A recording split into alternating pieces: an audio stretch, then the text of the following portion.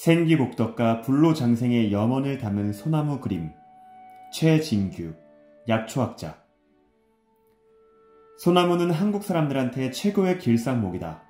길할 길에 상서로울 상이다. 좋은 일이나 경사로운 일이 생길 조짐을 길상이라고 한다. 한국 사람들이 소나무를 가장 좋아하는 것은 소나무를 곁에 두면 나쁜 기운이 물러가고 무언가 좋은 일이 생길 것 같기 때문이다. 소나무에서 느낄 수 있는 길상은 생기복덕과 불로장생으로 요약할 수 있을 것이다. 생기는 생명의 기운, 곧 생생하게 살아있는 활발한 기운이다. 복덕에서 복은 삶에서 누리는 좋고 만족할 만한 행운 또는 거기서 얻는 행복이고, 덕은 도덕적, 윤리적 이상을 실현해 나가는 인격적 능력, 공정하고 남을 넓게 이해하고 받아들이는 마음이나 행동 또는 은혜를 베풀거나 도움을 주는 것을 뜻한다. 불로장생은 늙지 않고 건강하게 오래 사는 것이다. 윤쌍웅은 한국의 소나무를 독창적인 화법으로 그리는 화가이다. 그는 소나무 그림에 생기복덕과 불로장생의 기운과 염원을 불어넣는다. 붉은 소나무 줄기는 꿈틀거리며 살아 움직이는 것 같고, 푸른 솔잎에서는 금방 쏴하고 속내가 파도처럼 밀려올 것 같다. 그의 그림에서 소나무는 늙을수록 더 생기발랄하고 복덕의 기운이 충만하며 줄기와 가지가 비틀릴수록 조형적으로 더 아름답고 기이하다. 많은 사람들은 윤쌍웅의 그림을 감상하면서 혼탁한 마음을 정화하고 흉한 기운을 내쫓으며 생기복덕과 기운생동, 불로장생의 기운을 얻을 수 있을 것이다. 그의 소나무 그림은 가장 전통적이면서도 가장 현대적이고 독창적이다. 그는 한국화를 전공했지만 전통 한국화의 기법을 사용하지 않는다. 수묵을 버리고 과감하고 화려한 색채 기법을 사용한다. 먹물을 주요 재료로 사용하는 전통 수묵 화법을 완전히 버렸음에도 불구하고 그의 소나무 그림들은 가장 한국적인 동시에 가장 이색적이고 세계적이라고 할 수 있다. 윤쌍웅의 소나무들은 고흐의 해바라기 그림이나 보리밥 그림만큼이나 강렬하고 원색적이며 약동하는 생명의 에너지로 가득하다. 한마디로 생기가 넘치는 그림이다. 기운생동이라는 말은 그의 소나무 그림에 가장 잘 어울리는 말이다. 생명의 약동을 색으로 표현하면 푸른색이고 기운의 생동을 색으로 나타내면 붉은색으로 나타낼 수 있을 것이다. 생명은 살아 움직여야 하고 기운 역시 회오리치며 살아 움직이는 것이다. 그는 소나무 줄기의 강인함을 표현하기 위해 더 이상 붉을 수 없는 진홍색을 두껍게 겹겹이 칠하고 솔잎의 생생한 기운을 표현하기 위해 더 이상 진할 수 없는 가장 진한 녹색을 칠하며 배경이 되는 바탕 전체를 가장 채도가 높은 빨강색이나 주홍색, 황금색, 파랑색 등으로 가득 채운다. 전혀 낯설지 않으면서도 범상하지 않은 그의 그림 속의 소나무들은 햇빛이거나 달빛 또는 별빛 속에 춤을 추는 듯한 형태로 서 있거나 앉아 있거나 누워 있다. 햇빛과 달빛과 별빛은 모든 빛 중에서 가장 순수한 빛이라고 할 수 있다. 그의 그림 속의 소나무들은 단지 붉은 태양 아래 있는 것이 아니라 이글이글 타오르는 태양의 중심에서 솟아나고 있는 것 같고, 달빛 아래 있는 것이 아니라 은은하게 빛나는 달의 표면에 뿌리를 내리고 있는 것과 같으며, 별빛 아래 있는 것이 아니라 별 무리들과 하나가 되어 어우러져 있는 것처럼 보인다. 소나무가 해와 달과 별들, 곧 우주와 하나가 되어 있는 것이다. 모든 사물은 순수한 빛 속에 있을 때 가장 아름다운 법이다. 모든 힘과 기운, 생명력, 지혜, 아름다움과 같은 것들은 빛에서 오는 것이다. 윤쌍웅의 그림에서 소나무는 고결한 성품을 지닌 사람과 같다. 사람 중에 도를 이룬 사람을 신선이라고 하거나 도인이라고 한다. 나무 중에도 도를 얻은 나무가 있다면 소나무라고 할 수 있을 것이다. 그의 그림 속의 소나무들은 한결같이 도인이거나 신선 또는 고결한 선비의 모습으로 보인다. 윤쌍웅의 소나무들은 천체에서 오는 모든 빛을 한껏 받아들여 상스러운 기운과 강렬한 생명력, 위대한 지혜, 생명에 지닐 수 있는 모든 품위와 덕성을 갖춘 이상적인 사람의 형태를 하고 있다. 사람이 온갖 역경과 고난을 이겨내면서 수련을 해야 도를 얻을 수 있는 것처럼 소나무도 몹시 척박한 환경에서 혹독한 시련을 겪으면서 자라야 소나무로서의 높은 품격을 얻게 된다.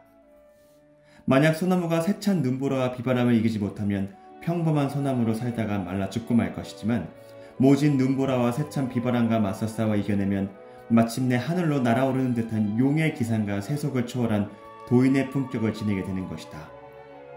우리 옛 그림들을 보면 신선과 도인은 가지가 늘어진 소나무 아래 앉아있다. 소나무는 신선이나 도인 또는 선배들과 가장 잘 어울린다. 소나무는 늙을수록 더 아름답고 기이하고 고상하며 신선은 늙을수록 더 신선답다. 여러 면에서 윤쌍홍의 그림은 고흐의 그림을 닮았다고 할 수 있다. 과감하게 붉은색이거나 푸른색 또는 노란색의 순수한 원색을 쓰는 것이 그러하고 정열적이고 역동적으로 살아 움직이는 듯한 소나무를 표현하는 것이 그러하고 태양이나 달, 별들을 화면에 가득 채우는 것도 그러하다. 그의 그림 속의 소나무 줄기는 고흐 그림 속의 측백나무처럼 불기둥이 되고 푸른 솔잎은 푸른 불꽃이 되어 하늘로 타오르는 듯하다. 소나무의 몸통은 붉은 빛깔로 꿈틀거리며 하늘을 향해 타오르는 불꽃과 같고 녹색으로 흔들리는 솔잎은 바람의 파도처럼 일렁거리는 듯하다. 그의 그림의 배경이 되는 선명한 붉은 빛깔은 태양이고 푸른빛은 달빛이며 황금빛은 노을빛이다. 전통 수목화에서 희거나 빈 공간으로 남겨두어야 할 여백을 그는 햇빛이나 달빛, 노을 또는 별빛으로 가득 채우는 것이다. 화폭보다 거대한 태양의 한가운데에 소나무가 점처럼 박혀있고 달의 한가운데에 소나무가 박혀있으며 노을 한가운데에 소나무가 서있는 것이다. 그의 그림 속에 1월 성신의 모든 기운을 흠뻑 받으며 당당하게 이 산천의 주인으로 군림하고 있는 듯하다. 그는 당나무 껍질로 만든 한지를 해묵은 한옥의 마루판이나 기둥 같은 곳에서 볼 수 있는 소나무 나물결 무늬 형태로 오목볼록하게 요초를 만들고 그 위에 소나무 그림을 그린다. 그래서 그의 그림은 나뭇결이 살아있는 송판의 그림을 그린 것 같은 착각을 불러일으킨다. 천년 묵은 소나무 판자에 그린 천년 묵은 소나무 그림이 되는 것이다. 그의 그림 속의 소나무는 줄기는 선명하게 붉고 잎은 선명하게 푸르다. 여백이 되는 바탕색 역시 강렬한 붉은 빛이거나 푸른빛 또는 찬란한 황금빛이다. 윤쌍홍은 소나무를 우주의 중심에 놓고 있다. 소나무를 중심에 두고 산수 풍경이나 해와 달, 별 등을 배경으로 배치하고 있다. 그의 그림에는 해와 달, 별, 산수 풍경 같은 대자연과 천체가 들어있지만 주인공인 소나무를 보조하는 사물에 지나지 않는다.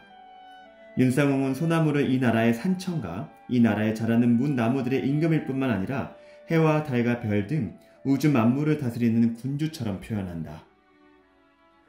소나무가 없는 풍경은 한국의 풍경이 아니다. 소나무가 없는 강산은 우리나라의 강산이 아니다. 소나무는 이 나라의 산천과 강산의 진정한 주인이다. 소나무는 우리나라 바위투성이인 산천 풍경에 가장 잘 어울리는 주인이다. 우리의 조상들은 소나무는 임금의 자리를 상징하는 나무로 표현하였다. 임금이 나랏일을 보는 궁궐의 근정전의 어자 뒤에는 1월 5학도가 병풍으로 둘러있다. 1월 5학도 앞에 임금은 붉은 색깔과 금색으로 치장한 공룡포를 입고 용상에 앉아 나라의 모든 일을 본다. 1월 5학도에는 소나무가 해와 달, 오악과 어울려 나란히 그려져 있다. 1월 5학도에서 해는 임금이고 달은 왕후이며 오악은 곤륜산이거나 금강산, 묘양산, 지리산, 백두산, 삼각산의 5명산을 가리킨다. 1월 5학도는 임금이 다스리는 우주와 천지를 나타내는데 소나무는 유일한 생명체로 강산의 주인으로 표현하고 있다. 생명은 빛에서 오는 것이다. 태양보다 더 밝고 강렬한 것은 없다. 달보다 더 은은하고 아름다운 것도 없다. 별보다 더 찬란하고 맑은 것도 없다. 묻 생명들의 생명력과 힘, 아름다움, 지식과 지혜는 해와 달과 별에서 오는 것이다. 그런 까닭에 윤쌍홍의 소나무들은 강렬하고 밝고 아름답고 찬란하고 강건하다. 소나무는 그 자체가 임금이다. 소나무를 흔히 100가지 나무의 대장, 곧 백목지장이며 10,000가지 나무의 임금, 곧 만수지왕이라고 한다. 윤쌍홍의 그림에는 소나무가 주인이다. 과감하게 모든 배경을 생략하고 온전히 소나무 한두 그루로 화면에 꽉 채운 그림이 주를 이룬다. 윤쌍홍의 소나무 그림은 모두 용의 형상을 하고 있다고 해도 틀린 말이 아니다. 천년 동안 온갖 고난과 역경을 이겨내고 마침내 비바람을 다스릴 수 있는 여의주를 얻어 하늘로 날아오르는 용의 형상을 나타내고 있다. 뱀은 사람들이 혐오하고 징그럽게 여기는 동물이다.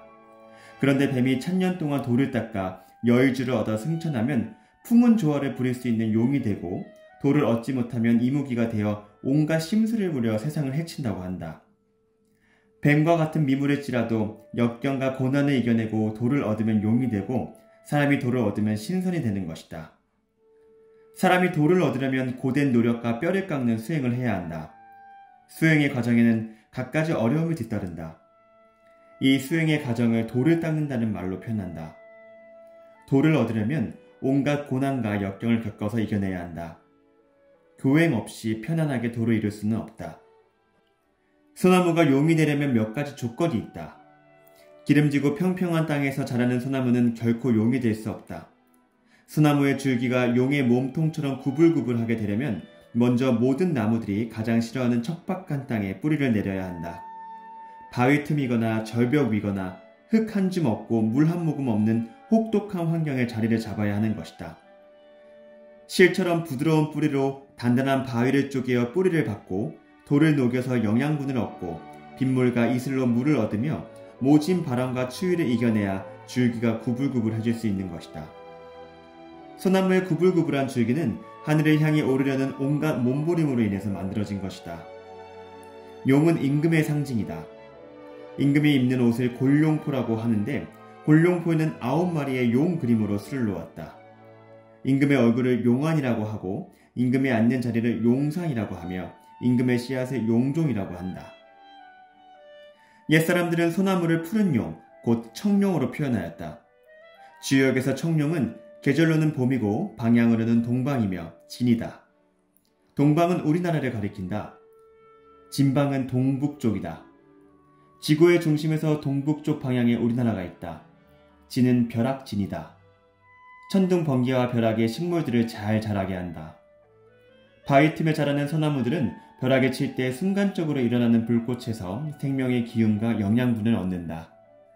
소나무는 극한의 추위와 고난과 고통을 이겨냈기 때문에 그 생김새가 가장 고상하고 아름다울 수 있다. 혹독한 환경을 이겨낸 망고 풍성을 겪으면서 용을 써서 몸통에 용트림을 하느라고 용이 된 것이다. 고든 줄기에서는 힘을 쓸 수 없다. 개구리가 몸을 한껏 웅크렸다가 활짝 펼쳐야 멀리 뛸 수 있는 것처럼 웅크렸다가 펼칠 때 가장 큰 힘이 생기는 것이다. 소나무뿐만 아니라 모든 나무는 하늘을 향해 곱게 자라는 것이 본성이다. 극한의 혹독한 환경에서 살아남기 위해서 무수한 세월 동안 안간힘을 써서 몸부림을 치느라고 몸통이 휘어지고 꺾였다가 다시 일어나고 비틀거리기를 반복하면서 줄기가 구불구불하게 자란 것이다. 우리나라 사람들한테 소나무는 선비의 상징이며 신선의 상징이다. 서리와 눈보라를 이기고 늘 푸른 솔잎의 색은 권력이나 물질에 대한 집착이 없이 맑고 고든 마음으로 불의와 타협하지 않는 선비의 고든 절개와 지조를 지키며 끊임없이 자신을 수련하는 선비를 나타낸다. 소나무의 줄기는 용의 몸통과 같고 껍질은 용의 비늘과 같으며 잎은 말갈기와 같으며 눈서리를 맞아도 시들지 않고 천년이 지나도 죽지 않는다. 신선은 수련을 하여 불로장생의 돌을 얻은 사람이다. 신선은 나이가 많을수록 수행의 경지가 높으며 소나무 역시 구불거리고 늙을수록 더 품격이 높아진다. 역설적으로 늙을수록 더 젊어지고 아름다워지는 것이 신선이고 소나무인 것이다. 소나무는 검은고를 타는 신선, 학, 사슴 또는 괴석, 바위, 폭포, 구름, 달, 해, 별 같은 자연물과 잘 어울린다. 바위 틈이나 벼랑 위에 뿌리를 받고 서 있거나 앉아 있거나 누워 있는 소나무들을 보면 마음이 뜨거워진다. 구불거리는 줄기와 비틀린 가지는 우리나라 사람의 심성을 그대로 빼닮았다. 사람은 나무가 아니지만 나무한테서 다른 어떤 물상보다 더 큰 동질성을 느낀다. 우리나라 사람을 나무에 견주면 소나무에 가장 가깝다고 할 수 있을 것이다. 소나무는 온갖 가혹한 환경에서 모진 풍파와 환란을 겪으며 파란만장의 삶을 강인하게 살아온 우리 민족의 심성에 가장 가까운 나무다. 소나무는 다른 나무들이 살 수 없는 험악한 곳을 골라서 산다. 소나무는 흙 한 줌 없고 물 한 방울도 없으며 걸음길도 전혀 없는 바위 틈이나 벼랑 끝 가장 척박한 곳에 바위를 쪼개어 뿌리를 받고 마치 바위와 붙어 한 몸이 된 것처럼 살아가면서도 늘 푸르고 늘 강건하고 강인하다. 모진 풍상에 시달릴수록 오래 살고 자태가 고고하고 기이해져서 마침내 푸른 용이 하늘에 뜬 구름을 안고 있는 듯한 형상으로 완성되는 것이다. 윤쌍홍은 모진 풍파를 이겨낸 흔적으로 옹이와 백골처럼 마른 가지가 훈장처럼 남아있는 고색 창연한 소나무를 가장 선연하게 그려낸다. 소리를 하는 사람은 목청이 몇 번을 터져서 피를 토하기를 수십 번 반복하는 수련을 거쳐야만 득음의 경지에 이를 수 있다. 옛사람들이 솔바람 소리를 두고 송래, 송은, 송도 등으로 부르며 아름다운 음악으로 감상하였다. 설야 송래라는 말이 있는데 이는 눈 내리는 밤에 들려오는 솔바람 소리를 가장 아름다운 음악으로 꼽았다. 장구한 세월 동안 벼랑 끝에서 모진 복풍 한설에 시달린 소나무만이 최상의 악기가 되어 득음의 경지에 이른 소리를 만들어낼 수 있는 것이다. 관솔은 수백 년 묵은 소나무가 말라 죽어 소나무의 목질에 들어있는 송진 성분이 줄기의 가운데 부분이나 뿌리 또는 옹이나 마디 부분으로 모여서 단단하게 된 것을 가리키는 말이다. 관솔은 송진의 빛깔로 인해 붉은 아름다운 빛깔이 나고 좋은 향기가 나며 매우 단단하고 수백 년이나 수천 년이 지나도 썩지 않는다. 송진은 소나무의 솔잎이 하늘에 있는 뭇 별들의 기운을 받아서 만들어낸 것이므로 별의 전기가 모여서 쌓여있다. 그러므로 관솔은 모든 사악한 기운과 귀신을 내쫓고 생명을 보호하는 상스러운 기운을 불러들이는 기능을 갖고 있다. 지상의 뭇 생명체들이 짓는 모든 기능과 기틀은 우주의 뭇 별들한테서 온 것이다. 곧 해와 달, 별, 지구, 행성, 해성, 은하 같은 천지 일월 은한 성수에서 오는 것이다. 그렇다면 우리가 해와 달을 비롯 우주의 뭇 별들한테서 오는 기능과 기운을 어떻게 알고 보고 느낄 수 있는가? 맑은 날 칠흑같이 깜깜한 밤에 높은 산꼭대기에 올라가서 밤하늘의 별빛이 무리지어 쏟아져 내리는 곳이 어디인지 살펴보라. 육신의 눈, 곧 육안으로 보려고 하지 말고 마음의 눈, 곧 심안으로 하늘을 올려다보라. 심안이 열리면 하늘의 뭇 별들이 지상의 어느 한 지점으로 별빛이 모여서 빛살을 이루며 쏟아져 내려오는 것을 볼 수 있을 것이다. 하늘의 뭇 별들이 모두 모여 퍼붓듯이 쏟아져 내리는 곳은 어디인가? 밤에 그 위치를 대강 어림잡아 두었다가 날이 밝은 뒤에 가서 살펴보면 그곳은 어김없이 소나무 숲이다. 소나무 숲의 별빛이 가장 많이 조림한다. 소나무가지에 달아있는 수천만 개의 솔잎들이 온 하늘에 가득한 별빛을 끌어내리는 것이다. 마음의 눈이 밝은 사람은 한밤중에 소나무 숲에 가면 별빛이 마치 서치라이트처럼 쏟아져 내려오는 것을 볼 수 있다. 마치 낮의 구름 사이를 뚫고 햇빛의 빛살이 비치는 것처럼 별빛이 어둠을 뚫고 솔밭에 쏟아지는 것을 볼 수 있을 것이다. 솔밭에는 밤낮 없이 하늘에서 맑은 별들이 쏟아져 내린다. 밤에는 그 별빛을 눈으로 볼 수 있지만 낮에는 보이지 않는다.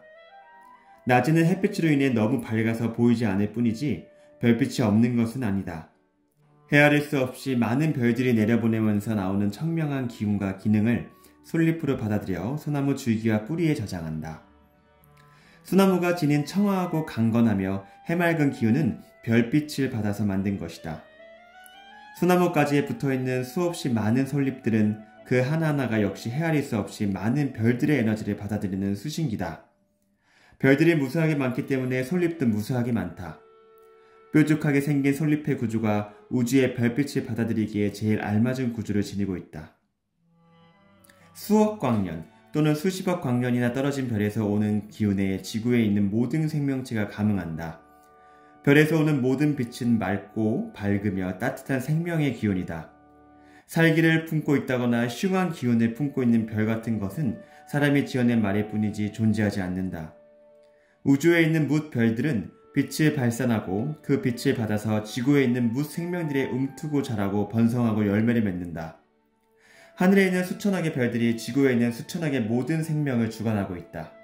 모든 식물의 잎은 우주의 기운을 받아들이고 내보내어 교신하는 안테나와 같다.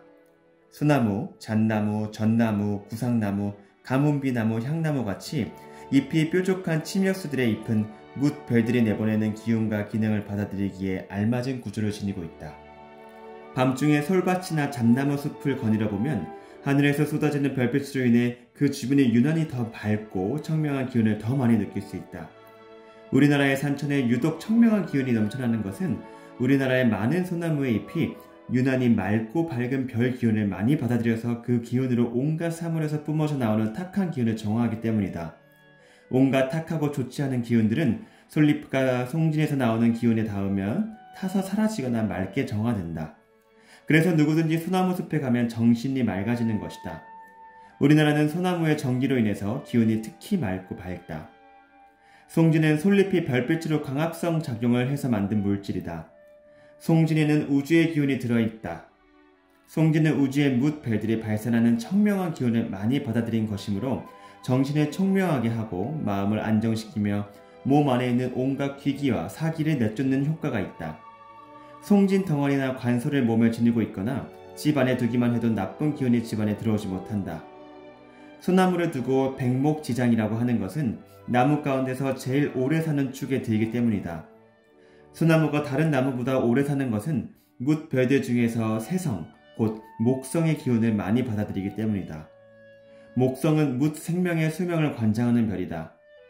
사람도 목성의 기운을 많이 받아들이면 수명이 길어진다.